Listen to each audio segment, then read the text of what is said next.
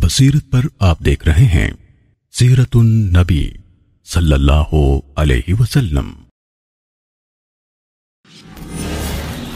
شق صدر یعنی سینہ چاک کیے جانے کا واقعہ اور مہر نبوت کا تذکرہ۔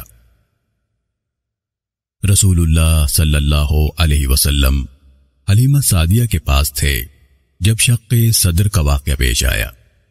حضرت جبرائیل علیہ السلام نے آپ کا سینہ مبارک چاک کیا، پھر آپ کے دل کو نکالا، اسے آب زمزم سے غسل دیا اور اس میں سے جمع ہوا خون کا سیاہ ٹکڑا باہر نکال دیا۔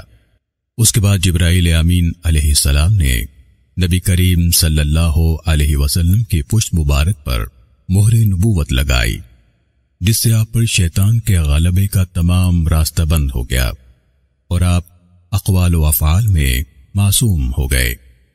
مہر نبوت رسول اللہ صلی اللہ علیہ وسلم کی پشت پر دل کے مقابل زائد گوشت کی شکل میں تھی اور اس کا حجم کبوتر کے انڈے جتنا تھا۔